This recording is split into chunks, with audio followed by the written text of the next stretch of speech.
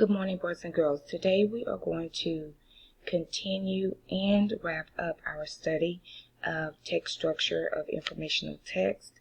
We know that text structure deals with how authors organize the information that they present to us. Writers use different structures to build their ideas, and we know again that each text structure communicates those ideas in a different way. We've talked about chronological order, we've talked about description, we've talked about problem solution, but what I want to know is, what if an author does not want to present ideas to us in either of those three ways that we've discussed so far? Well, what would he or she do? Let's take a look.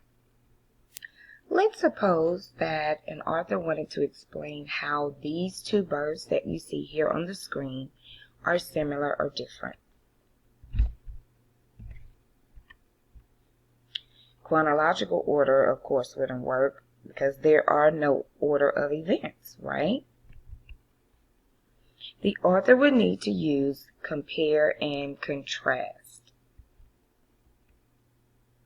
Let's have a look at the passage and see if we can identify how the author has structured this piece of text to compare and contrast. The cardinal and the cedar waxwing are two common birds.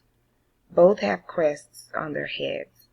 Both are common at bird feeders. But the birds have some differences. The male cardinal is a bright red, while the waxwing is brown. The cedar waxwing often migrates from place to place. On the other hand, the cardinal stays in one place year after year. When authors use the text structure of compare and contrast, they often use special clue words to show this text structure. Can you find the clue words in the paragraph?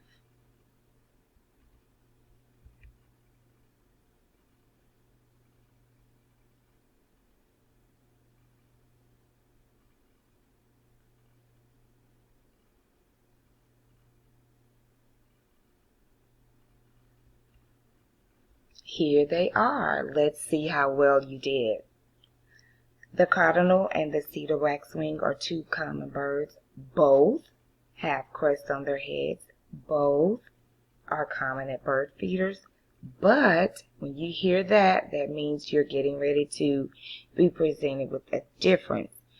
Both of the birds have some differences. The author was very generous in this particular passage because they gave us the word difference, right? And we know to contrast means to look at how things are different. Another clue word is while. The male cardinal is bright red, while the waxwing is brown.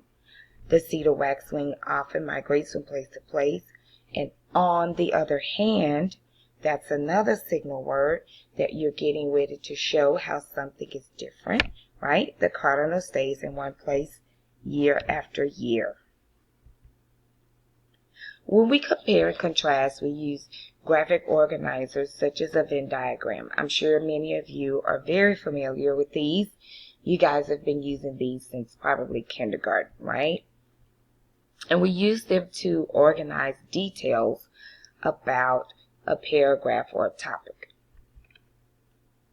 Okay.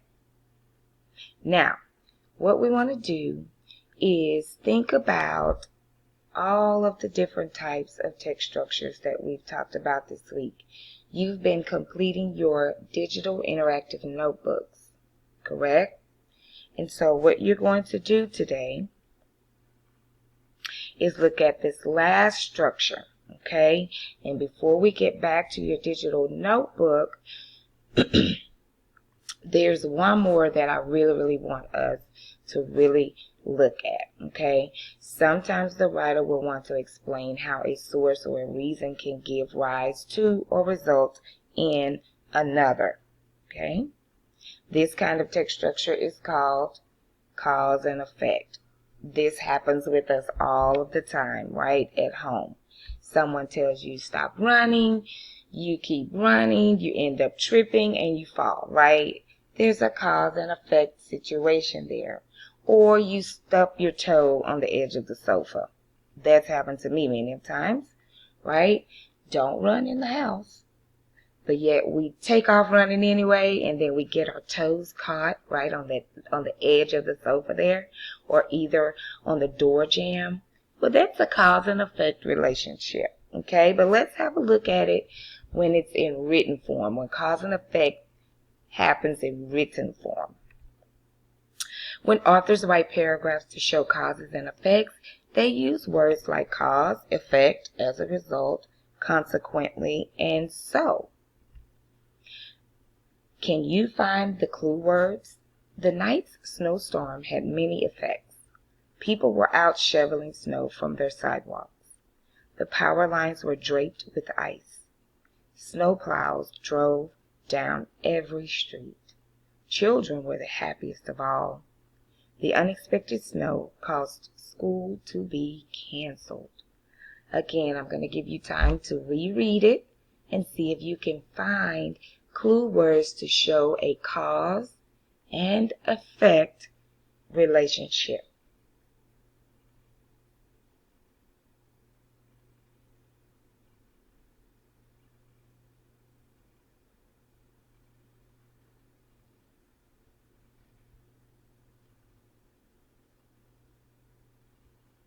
Okay, there we are. You see the words effects and caused. Okay, so the night snowstorm had many effects. The unexpected snow caused school to be canceled. Here's another one with cause and effect. Baby painted turtles spent all winter in their nests. They have special chemicals in their blood that can keep their blood from freezing. As a result, baby painted turtles can survive freezing temperatures. And again, reread to see if you can identify those clue words that show a cause and then an effect.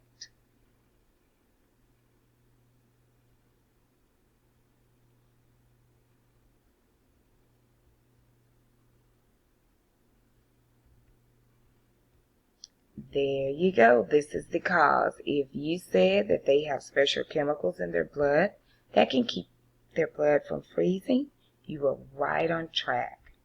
And as a result of that, the baby painted turtles can survive the freezing temperatures. So, great job identifying the cause and the effect.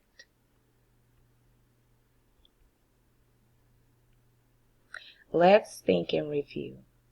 Which text structure tells about how things are similar and how they're different? Which text structure explains the why something happens, meaning the reason and what happens or what results in?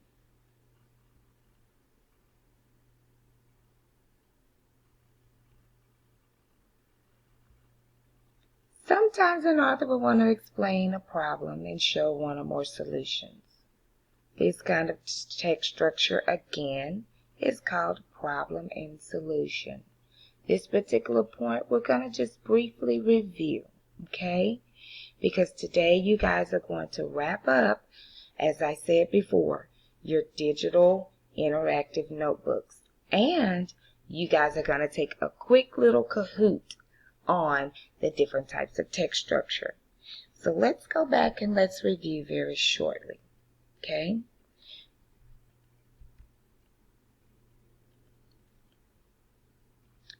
Park School had a terrible problem. Every day at recess, the students would argue over the slides. Teachers had to spend time every day taking care of the arguments. And finally, one teacher came up with a great solution. They bought another set of slides that everyone could enjoy. Again, the problem that the children would argue, correct, over those slides. The solution, they bought another set of slides so everyone could share and enjoy. And we did say that, of course, problem solution is not always so simple. We looked at that. Okay. When we talked about the Chesapeake Bay and facing uncertainty, it had issues, the habitat was lost, but the scientists were hopeful, the watersheds will work together, and solutions could be found, right? We identified the problem, and we identified the solution. Okay. So again, the text structures that we've learned so far is chronological order, or some of you may know it as sequence. Again, compare and contrast, cause and effect, problem, solution. So let's try to match the clue words. Can you figure out the text structure that these clue words point to?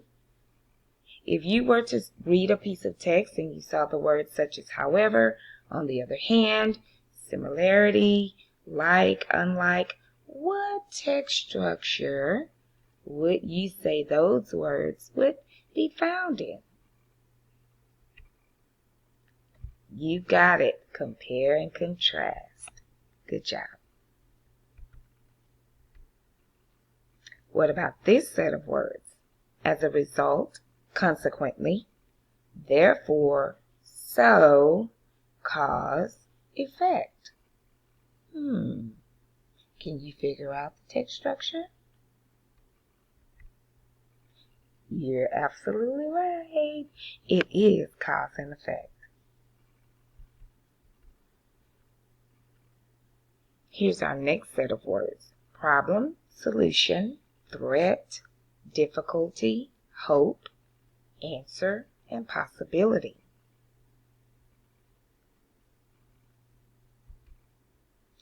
Problem and solution. Very good. Are there any other text structures? Most paragraphs that we write in school can be called main idea, description, or statement and support paragraphs, right? Main idea paragraphs. In this kind of paragraph, the author offers a main idea statement and then supports that statement with several details. Let's look at this little very short excerpt. The pond was a beautiful place to visit. The falling leaves, all different colors, decorated the surface of the water. At the edges of the pond, small wildflowers grew. The golden forest glowed faintly in the distance. Main idea paragraph. The main idea of this paragraph was actually found in the very first sentence. Now, we know that sometimes we can find the main idea in the very first sentence, but there are other times it may not be there, okay? All of the other sentences explain why this idea of the pond being a beautiful place to visit is actually true. It's beautiful because of the falling leaves, different colors, that they decorated the water, the edges of the pond, there were beautiful wildflowers growing, it glowed in the distance. These are all details that actually explain why it's a beautiful place to visit.